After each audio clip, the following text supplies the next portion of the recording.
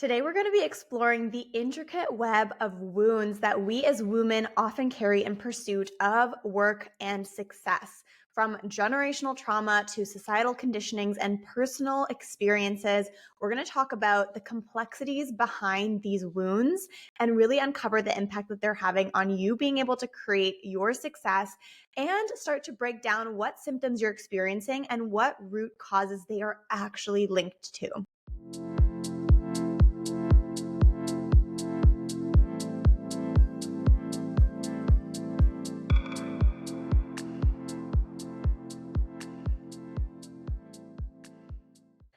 Welcome back to the Essence Show and podcast. I am so happy you're here. I'm your host, Olivia Heine, NLP and Sacred Success Coach, here to help you revolutionize the way that you work so you can start working like a woman in line with your cycle and revolutionize the way that you create success.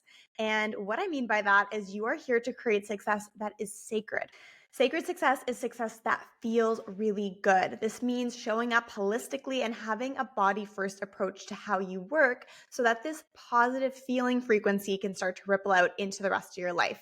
Today, we're going to be talking though about the ways in which work doesn't feel so good and the reasons for that, and really starting to hone in on the traumas that we experience around work and success, the generational conditionings, the personal belief systems, and of course, the societal conditionings that we have been taught about how we need to show up in order to work and be successful. And we're going to specifically be looking at this through the lens of how we collectively as women have been taught to work and how that is in a lot of ways harming us. Before we dive in, make sure you hit that subscribe button if you have yet to do so. If you're new here, definitely hit it, and make sure you put on the little reminder as well if you're watching this on YouTube, if you're subscribing here, so that you can be notified every single week when a new episode comes out.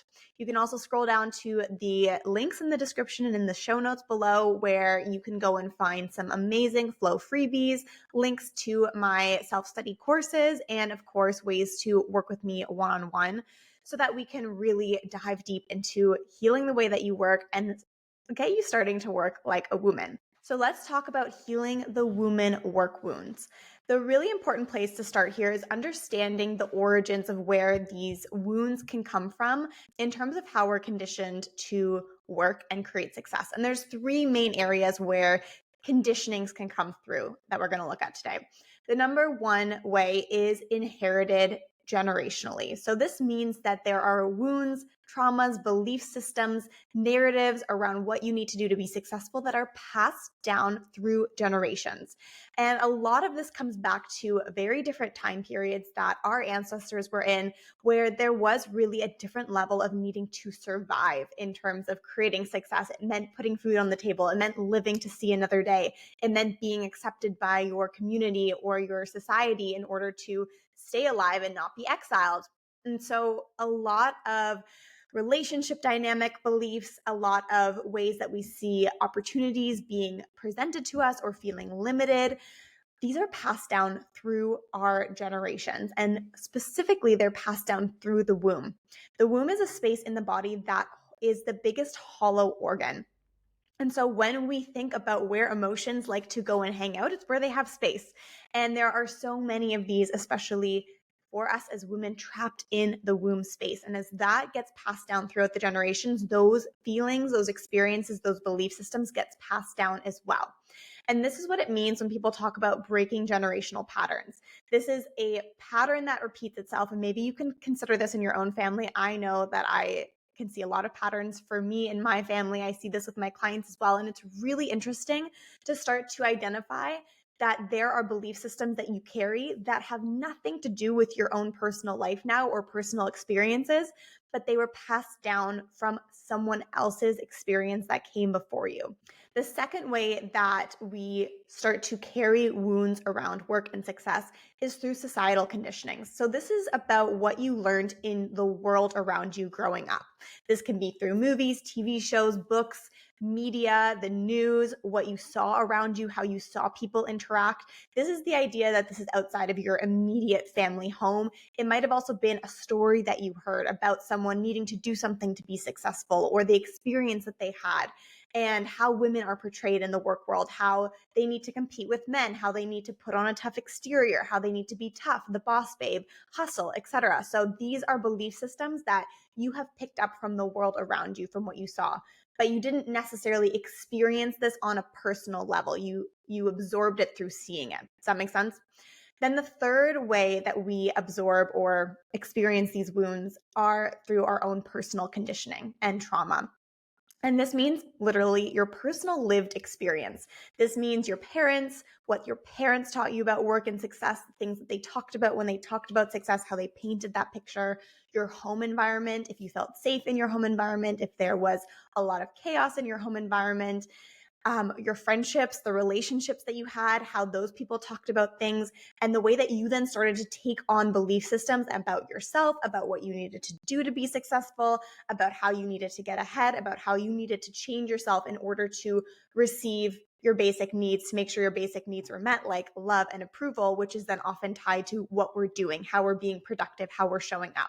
So at the end of the day, all of this starts to weave together. What your parents teach you is what they learned through society about what they needed to do to fit in. And they also learned what was passed down to them through their parents and through their ancestors, and they're passing that down to you. And all of these things are kind of like all mixed together. There's really no blame or fault being placed on anyone here. The purpose of me sharing this is to really show you where these things can start streaming through from, and to really understand that this isn't something that needs to be the truth. It is simply been the narrative truth that you've been given. You can though now decide what the truth is going to be for you, and that's where the healing comes in. So trauma that we experience in our lives can also create these wounds, and these wounds can come from different experiences of trauma. So I just want to say right here, trauma is a perception.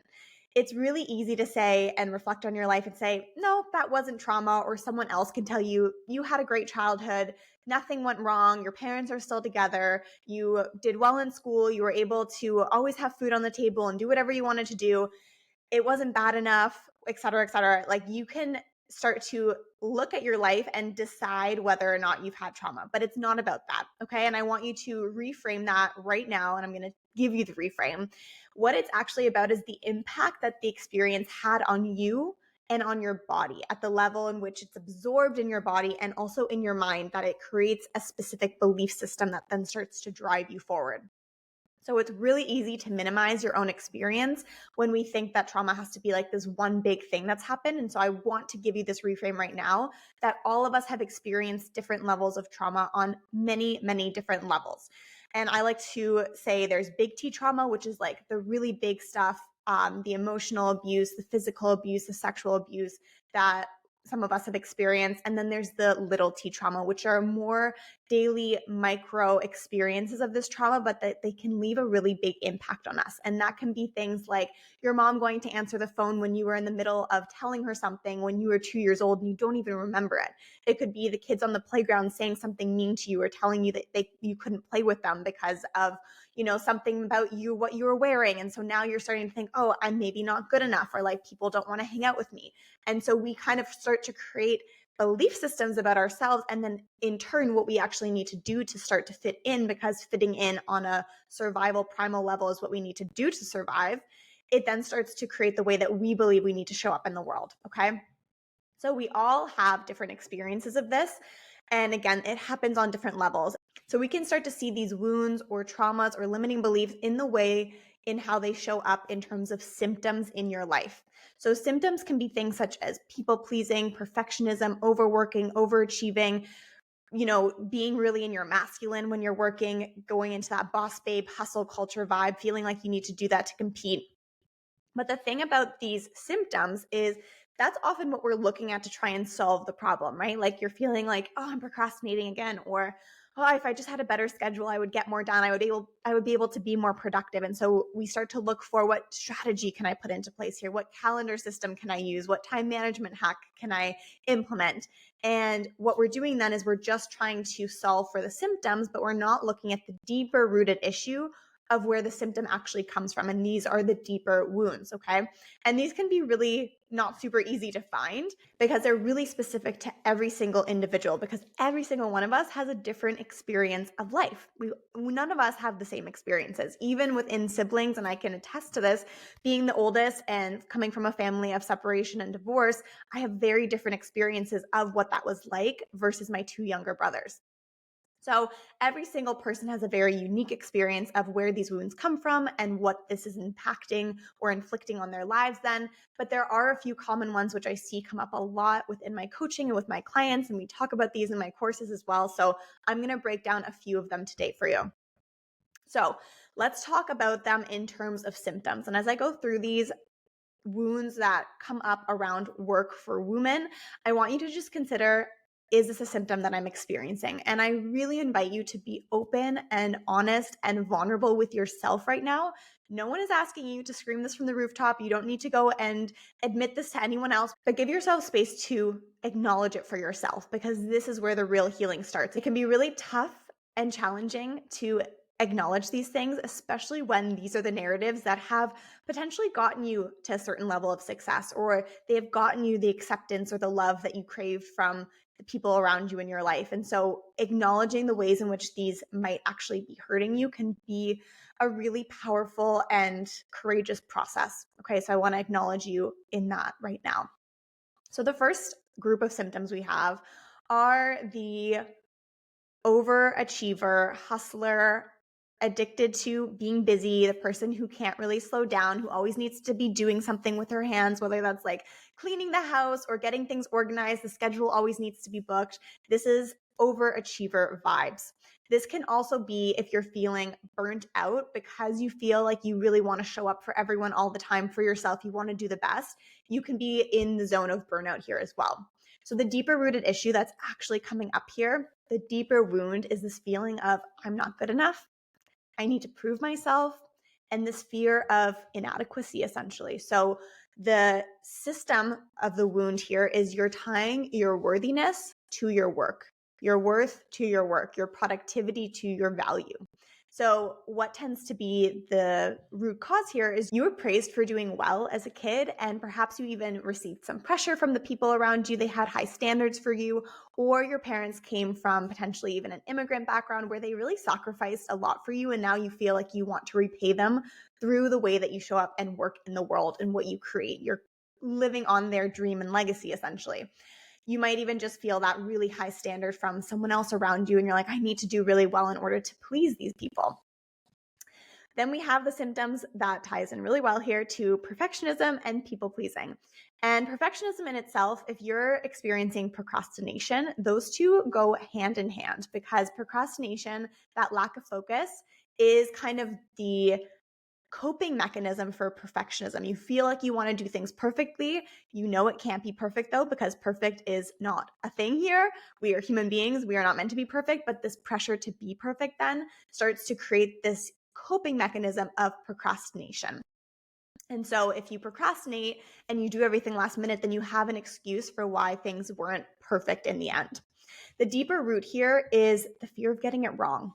The fear of also getting in trouble. Wanting to be perfect again comes to this feeling of people pleasing, because we feel like if everyone else is okay, if we can just keep the peace, if we can keep the harmony, then you're not going to get in trouble. Then someone else won't get angry. So if you had an experience of, again, a high pressure parental person in your life or guardian, or maybe there was chaos at home growing up and you wanted to keep the peace, and you started to learn that the better you did in school and the more perfect you could be, the more calm people around you would remain, even though that is completely like two different situations and out of your control.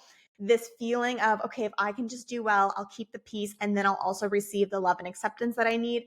It comes back to these survival needs, but it comes back to this fear of getting it wrong or getting in trouble. Then the third round of symptoms are physical diseases, anything in terms of anxiety, stressiness in the body, like feeling that when you're going to sleep, not being able to fall asleep, or also feeling stressed right away when you wake up in the morning. And what this leads down to is self-abandonment, this feeling of like, I can't deal with this. This is too much. We're rejecting parts of ourselves. We're rejecting the feminine. We're rejecting the body because it's creating this emotional exhaustion for us. We're feeling this anxiety so heavily, or this stress so heavily, these physical diseases or these physical pains so heavily that we're like, I just can't anymore. Like, this is too much. We're on the edge, we're feeling stressed. And what this also tends to come down to is that your body doesn't feel safe, right? We're afraid that something bad is going to happen. So we think, if I can just continue to stay on top of everything, I'll be okay, or things will be okay. But in doing that, we abandon this exact vessel, these exact needs, the person, the inner child within us that actually needs the nurturing, that needs the attention. So like I said, we don't feel safe in our body. That is the root issue. That's also where we see symptoms of like feeling guilty or lazy around resting. We don't feel safe enough to slow down. There's actually like oftentimes a stress response to pausing, or the immune system starts to break down and you get sick anytime you start to slow down. And this comes back to, again, we're abandoning or rejecting the body, we're rejecting the feminine, the actual needs that we have, because we're afraid if we don't continue to look outside of ourselves all the time and like be on guard, something bad will happen. Again, we don't feel safe. The second root here can be from the safety, this generational woman wound, which is, it's not safe as a woman to be seen and it's not safe as a woman to be heard.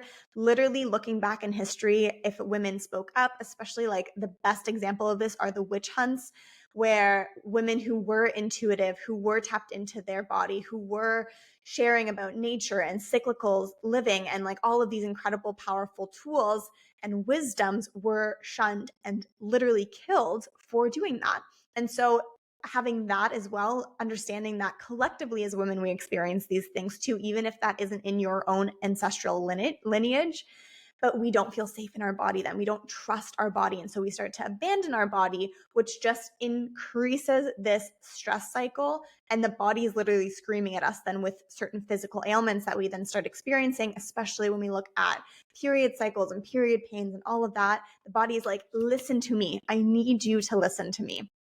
So these are just a few of the woman wounds, and I've really like summarized them very generally. Like, we can go into every single specific symptom that I shared and go into its own root cause. I've just grouped them together to make this timely for the sake of this podcast. But when it comes to the woman wounds around work, until you heal the symptoms at the root cause, these wounds are going to unknowingly continue to block the success that you desire for yourself. We could go into imposter syndrome, self-sabotage, all of those things as well, tie back into this and tie back into a few of the things that I've shared today. And really understanding like the symptoms that you're experiencing, number one, are not wrong. They simply come from deeper conditionings that you have been taught throughout your life or that have been passed down, that you feel you need to do in order to be accepted, in order to receive love, in order to literally survive. Like, the mind is literally telling you, if we don't do this, we might die. And that is simply not true. So the intention here and the process here is to heal this symptom at the root cause in order for you to really step into working like a woman, and also open up that pathway between you and the success that you actually want. It is so interesting, and this happens so often, and this has been my own personal journey and experience too. But it's amazing to me how often we actually block the exact success that we think that we want completely unknowingly, simply because these symptoms are creating this cycle that keeps us away from those goals, because there is a part of us that feels like if we have that, we will be in danger. And there's so many, again, reasons that we might feel that, but we want to be healing that, because otherwise you're going to continue to hustle and burn yourself out and be in this place of exhaustion and dis-ease and stress for absolutely no reason, because it's not even getting you closer to the outcome that you want. So this comes down to the power of recoding your body and redesigning your subconscious mind. And this deeper work, it really is so powerful to do in a guided situation. So in one-on-one coaching, or in a group experience, or in a meditation, wherever you have available to you, whatever speaks to you, because the mind really needs to be turned off. Like, this conscious mind that is like trying to understand and trying to manage everything we want to go deeper. We want to go into the body and we want to go into the subconscious mind. And that's what I do with my clients in one-on-one coaching. And like I said, that's the power of going into a personalized session, because everyone has their own personal experiences. And even though you might have the symptoms that I mentioned today, and you can tie it together for yourself and say, oh yeah, that deeper root makes sense, there might be some other things there. The release process might be different for you. So that is the power of getting that facilitation in creating that transformation for yourself. And I have two options that I'll just share with you real quick, and you can check them out in the description below for doing that one-on-one. I always have a few spots per month open for my mini coaching package, which is a 2-session package called Heal Your Hustle. And that's where we go into your symptoms and really get clear on the specific one root cause of your symptoms and clear it, recode your body, and rewrite your success story. And I also have my longer coaching experience, which is 3 or 6 months inside Freedom Frequency. And that is really that lifelong lasting transformation where you're not just healing and releasing and, giving yourself that cleansing clean slate, but you're actually resetting the foundation for working like a woman along with that as well. So all of the links for that are in the description below. I am dying to hear what resonated with you today in this episode. What symptoms are you experiencing, and what root cause have you boiled it down to based on this episode today? Has there been an aha moment? Is something becoming really clear for you right now? Let me know. I am so curious to know. And if you don't feel like sharing publicly, that's totally fine. You can always send me an email or a DM. I am also here to answer any and all of your questions. If there's one specific topic that I get a lot of responses from all of you about, I will make a specific episode just for that topic as well. Like if there's one specific symptom and you're like people pleasing or perfectionism, or I'm always busy, like I can't rest, I feel guilty for resting, whatever it is, tell me. And if there's enough of you who want it, I will set up a poll or find out whatever and make a specific episode for that. Okay. Make sure you like and subscribe, leave a rating or review, pass this on to someone who you know would love or appreciate it, and I will see you back here next time.